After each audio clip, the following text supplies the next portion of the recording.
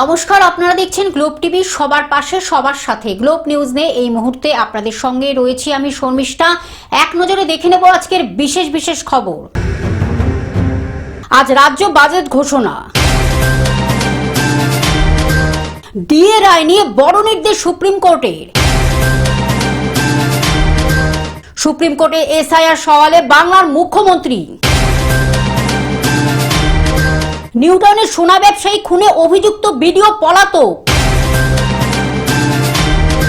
কাটমানির অভিযোগ প্রতিবাদ করা আইএসএফ নেতাকে মারধর।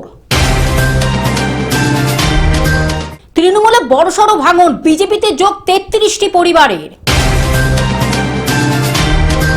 মমতা বন্দ্যোপাধ্যায়ের সুপ্রিম সওয়াল কটাক্ষ দিলীপ ঘোষের। কলিঙ্গ স্টেডিয়ামে অনুষ্ঠিত হলো অস্মিতা যোগাসন ন্যাশনাল প্রতিযোগিতা।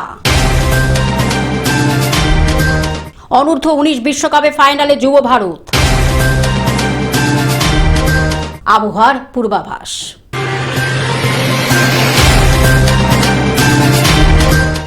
আসছি বিস্তারিত খবরে। আজ রাজ্য বাজেট ঘোষণা। আজ তৃতীয় তৃণমূল সরকারের শেষ বাজেট। 26-এর ভোটের আগে অন্তর্বর্তী বাজেট রাজ্যে। ভোটের আগে বাজেটের নতুন কি চরমে কৌতূহল। ভোটের আগে নজরে লক্ষ্মীর ভান্ডার, ফের টাকা বাড়বে লক্ষ্মীর ভান্ডারে। সুপ্রিম রায়ের দিনই বাজেটে নজর ডিএতেও। ডিএর আশায় রাজ্য সরকারি কর্মচারী মহল। আর্থ সামাজিক পরিস্থিতি চাঙ্গা করতে কি দাওয়াই। কাঠামো উন্নয়ন, কর্মসংস্থান বৃদ্ধিতে নতুন কি। সার্বিক বাজেট বরাদ্দ 7 থেকে 8% বৃদ্ধির সম্ভাবনা। আশা কর্মীদের বেতন বৃদ্ধি হয় কিনা তাতেও নজর। সিভিক ভলেন্টিয়ারদের জন্য কি ঘোষণা সে বিষয়েও নজর। দুপুর 12:30টায় রাজ্যপালের বাজেট ভাষণ। মুখ্যমন্ত্রীর ঘরে মন্ত্রিসভার বৈঠকে বাজেটকে অনুমোদন। পরে বাজেট পেশ অর্থ প্রতিমন্ত্রী চন্দ্রিমা ভট্টাচার্যের। Bureau report, Globe News. DA রায় নিয়ে বড় নির্দেশ সুপ্রিম কোর্টের। ডিএ মামলা নিয়ে বড় নির্দেশ সুপ্রিম কোর্টের। এখনই বকেয়া ডিএর 25% দিয়ে দিতে হবে। 31শে মার্চের মধ্যে ডিএ দিয়ে দিতে হবে। এ নিয়ে 15 মের মধ্যে কমপ্লেন্স রিপোর্ট দিতে নির্দেশ। বাকি 75% ডিএ নিয়ে সিদ্ধান্ত নিতে 3 সদস্যের কমিটি গঠন করতে নির্দেশ। বিচারপতি সঞ্জয় করল, বিচারপতি প্রশান্ত কুমার মিশ্রর বেঞ্চের। কেন্দ্রের সঙ্গে রাজ্যের ডিএ ফারাক বর্তমানে 80%। Bureau report, Globe news. Supreme কোর্টে এসআইআর সওয়াল নিয়ে মুখ্যমন্ত্রী মমতা বন্দ্যোপাধ্যায়।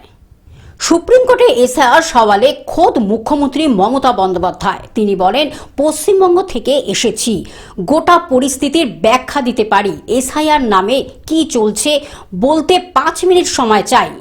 কমিশনকে 6 বার চিঠি দিয়েছি, কোনো উত্তর পাইনি, কিছুই বুঝতে পারছি না, সুবিচার পাচ্ছি না কমিশনের থেকে। মুখ্য নির্বাচন কমিশনারকে দেওয়া চিঠির উল্লেখ করে সওয়াল মুখ্যমন্ত্রীর। Bureau report, Globe News. নিউটাউনের সোনা ব্যবসায়ী খুনে অভিযুক্ত বিডিও পলাতক। নিউটাউনের সোনা ব্যবসায়ী খুনের ঘটনায় প্রথম চার্জশিট।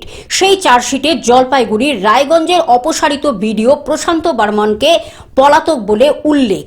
এতদিন হয়ে গেল, এখনো কেন পলাতক? কেন খুনে অভিযুক্ত প্রশান্ত বর্মনকে ধরতে পারছে না পুলিশ, যাকে আত্মসমর্পণের নির্দেশ দিয়েছে হাইকোর্ট ও সুপ্রিম কোর্ট? যার নাম চার্জশিটে, তাকে কেন শোকজ করা হচ্ছে না? কেন সাসপেন্ড করা হচ্ছে না? প্রশ্ন অনেকেরই। Bureau report, Globe News. কাটমারির অভিযোগ প্রতিবাদ করায় আইএসএফ নেতাকে মারধর। মমতা বন্দ্যোপাধ্যায় সরকারের বাংলার বাড়ি আবাসের প্রথম কিস্তির টাকা ঢুকতে কাটমানির অভিযোগ। উপভোক্তাদের কাছ থেকে জোর করে টাকা আদায়ের অভিযোগ উঠল স্থানীয় কয়েকজন তৃণমূল কর্মীদের বিরুদ্ধে। এর প্রতিবাদ করায় ও সংবাদ মাধ্যমে মুখ খোলায় গত কয়েকদিন আগে আক্রান্ত হলেন মগরাহাট পশ্চিমের আইএসএফ নেতা আজিজ আল হাসান।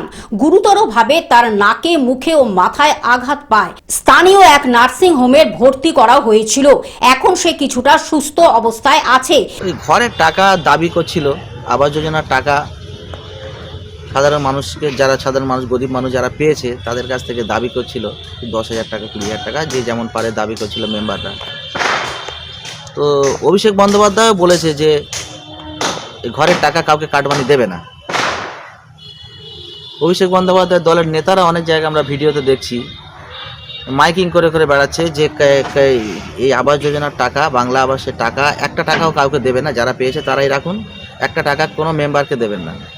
তো সেটা আমি যখন বলেছি আমার গ্রামের মানুষকে, আমার বিধানসভার মানুষকে যে কেউ টাকা দেবে না, তখন তৃণমূলের যারা মেম্বার আছে, অঞ্চলের যারা আছে, তারা আমার উপরে অতর্কিতভাবে এইভাবে হামলা করেছে। দক্ষিণ 24 পরগনা থেকে বাইজিৎ মণ্ডলের রিপোর্ট, গ্লোব নিউজ। তৃণমূলে বড়সড় ভাঙন, বিজেপিতে যোগ 33টি পরিবারের। বিধানসভা নির্বাচনের আগে নয়াগ্রাম বিধানসভা কেন্দ্রে তৃণমূল কংগ্রেসে বড়সড় ভাঙন দেখা দিল। নয়াগ্রাম বিধানসভার অন্তর্গত গোপীবল্লভপুর 2 ব্লকের নোটা এলাকায় বিজেপির দলীয় কার্যালয়ে গিয়ে চর্চিতা এলাকার এসটি সম্প্রদায়ের 33টি পরিবার তৃণমূল কংগ্রেস ছেড়ে আনুষ্ঠানিকভাবে বিজেপি দলে যোগদান করলো। আজকে 26 সাল হলো। তো আসার কারণ হচ্ছে যেভাবে আমি দেখলাম 1 নম্বর অঞ্চলে যেভাবে চোর বলা তো আমার কাছে খুব লজ্জাজনক, ডাকাত বলা যায়, যেভাবে ডাকাতের বাড়াবাড়ি, যেভাবে দুর্নীতি, সেটা সহ্য আর আমি করতে পারলাম না। সাধারণ পাবলিককেও বুঝাতে পারিনি, কিন্তু সাধারণ পাবলিক আমাকে জিজ্ঞেস করছে। আমি তো সদ্য তৃণমূলকে জিতিয়েছি, জিতিয়ে ছেড়ে কেন এলাম, আমি মানে সহ্যও করতে পারিনি। এদিন যোগদানকারী পরিবারগুলির হাতে বিজেপির দলীয় পতাকা তুলে দেন বিজেপির মণ্ডল কমিটির সভাপতি তাপস সুই। যেটা এই অঞ্চলগুলোতে বিগত দিনে রাজ্যের কাজ থেকে স্টার্ট করি প্রত্যেকটা পঞ্চায়েতের উন্নয়নমূলক কাজে কাটমানি খাওয়া, এই যে চোরেদের সাথে থেকে এরা প্রতিবাদ করতে গিয়ে এদেরকে অনেক জায়গায় অপমানিত করেছে। এরা পুরোটাই এসটি সমাজ থেকে এসছে, যে অধ্যুষিত এসটি সমাজ, ওই এসটি সমাজ থেকেই ওরা এসছে। ওরা ওদের দলকে আর মেনে নিতে পারছে না, তার কারণে আমাদের দলে এসে ওরা যোগদান করলো। আগামী দিনে আমাদের দলকেই এগাবে এই চিন্তাভাবনা রেখে আমাদের সাথে একমত হয়ে আমাদের দলের নীতি আদর্শ নিয়ম মেনে কাজ করবে।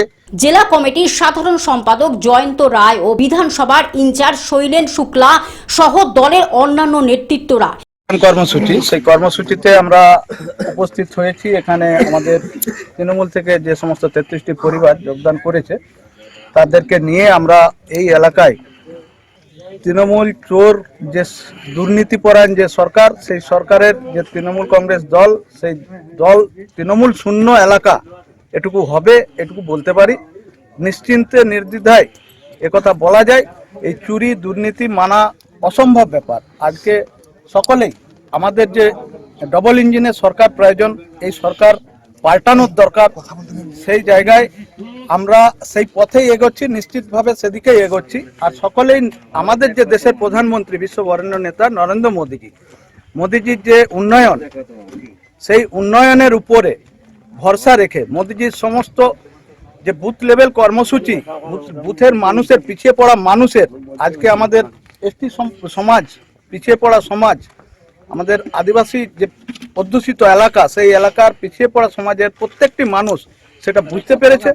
আর তাই মোদীজির উন্নয়নের উপরে ভরসা রেখে দায়িত্ব সহকারে ভারতীয় জনতা পার্টিতে তারা যোগদান করছে।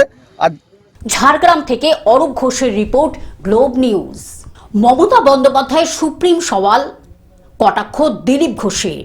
মালদা শহরে চায় পেয়ে চর্চায় বিজেপি নেতা দিলীপ ঘোষ। মালদা শহরের সুকান্ত মোড়ে সাংবাদিকদের মুখোমুখি দিলীপ। সুপ্রিম কোর্টে মমতা বন্দ্যোপাধ্যায়ের সওয়ালকে কটাক্ষ। তিনি যখন নিজেই এমন সওয়াল করতে পারেন, তাহলে এতদিন রাজ্যের কোষাগার থেকে কোটি কোটি টাকা খরচ করে বড় বড় আইনজীবীদের দাঁড় করালেন কেন? প্রশ্ন দিলীপের। সবটাই আসলে নাটক, কটাক্ষ বিজেপি নেতার। ডিএ মামলার রায় থেকে বাজেটে লক্ষ্মী ভাণ্ডার বৃদ্ধির সম্ভাবনা নিয়েও প্রতিক্রিয়া দিলীপের। লক্ষ্মী ভাণ্ডার বাড়িয়ে আর কোনো লাভ হবে না। দল চাইলে আগামী বিধানসভায় নির্বাচনে তিনি প্রার্থী হতে রাজি, ইঙ্গিত দিলীপ ঘোষের।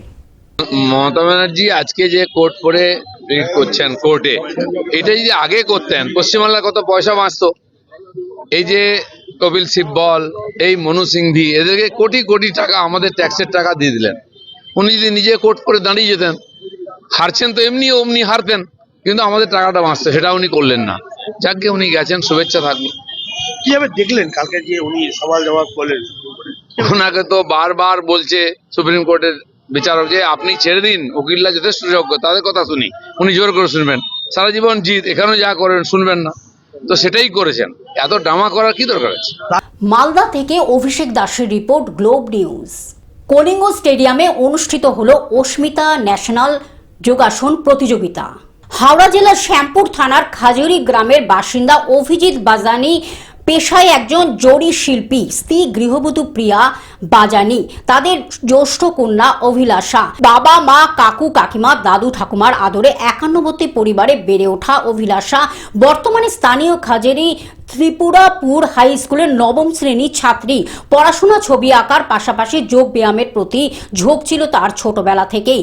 যোগ ব্যায়ামের প্রশিক্ষক অর্পণ পরিয়ারের কাছে ধারাবাহিক প্রশিক্ষণের মধ্য দিয়ে নিজেকে জাতীয় স্তরে উন্নতির শিখরে নিয়ে আসে অভিলাষা। সম্প্রতি উড়িষ্যার ভুবনেশ্বর শহরে কলিঙ্গ স্টেডিয়ামে গত 28শে জানুয়ারি থেকে 31শে জানুয়ারি পর্যন্ত অনুষ্ঠিত হয় ইস্ট জোন অস্মিতা যোগাসন ন্যাশনাল প্রতিযোগিতা। সেখানে ট্র্যাডিশনাল যোগা অনূর্ধ্ব 18 মহিলা বিভাগে ব্যক্তিগত ইভেন্টে ব্রোঞ্জ পায় এবং ট্র্যাডিশনাল যোগা দলগত ইভেন্টে গোল্ড মেডেল জেতে অভিলাষা। তার এই সাফল্যে উচ্ছ্বসিত পরিবার, শিক্ষক, শিক্ষিকা সহ এলাকাবাসী।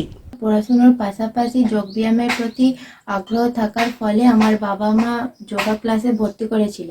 সেখান থেকে আমি ছোট বড় অনেক কম্পিটিশনে অংশগ্রহণ করেছি।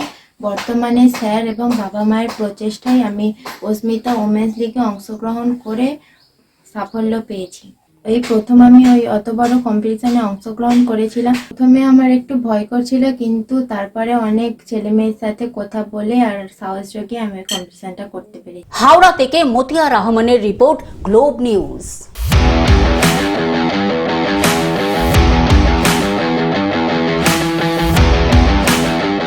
অনূর্ধ্ব 19 বিশ্বকাপে ফাইনালে যুব ভারত। বিরাট কোহলি, যুবরাজ সিংহ, পৃথ্বী শদের পথে হাঁটছেন ভারতের বর্তমান অনূর্ধ্ব 19 দলের ক্রিকেটাররা। ব্যাটসম্যানদের তাণ্ডবে রেকর্ড রান তাড়া করে অনূর্ধ্ব 19 বিশ্বকাপে ফাইনালে যুব ভারত। এই দলের কাছে কোনো লক্ষ্যই যেন অসম্ভব নয়। মাত্র 41.1 ওভারে 311 রান তাড়া করে তারা বুধবার সেমিফাইনালে হারালো আফগানিস্তানকে। যুব বিশ্বকাপে এই নিয়ে টানা ষষ্ঠবার ফাইনালে উঠে নজির গড়ল ভারত। সব মিলিয়ে 10 নম্বর ফাইনাল খেলবে 5 বারের চ্যাম্পিয়নরা। শুক্রবার ভারতের প্রতিপক্ষ England. Bureau report, Globe news.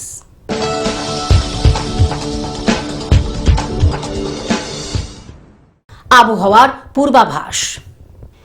বিদায়ের আগে ফের শীতের কামড়। দক্ষিণবঙ্গে আগামীকাল থেকে ফের নামবে পারদ। কলকাতায় আবারও 14 থেকে 15 ডিগ্রিতে নামবে পারদ। কলকাতার সর্বনিম্ন তাপমাত্রা আজ 16.6 ডিগ্রি সেলসিয়াস। দক্ষিণের সব জেলাতে হালকা মাঝারি কুয়াশা। Bureau report, Globe news. Television ছাড়া গ্লোব নিউজ এখন সর্বত্র সমাজ মাধ্যমে উপলব্ধ। বিস্তারিত জানতে আমাদের টোল ফ্রি নম্বরে যোগাযোগ করুন 180089197444। এছাড়া লগ ইন করুন আমাদের ওয়েবসাইটে www.globtvindia.com-এ। গ্লোব নিউজ এই পর্যন্ত। দেখতে থাকুন গ্লোব টিভি, সবার পাশে সবার সাথে। নমস্কার।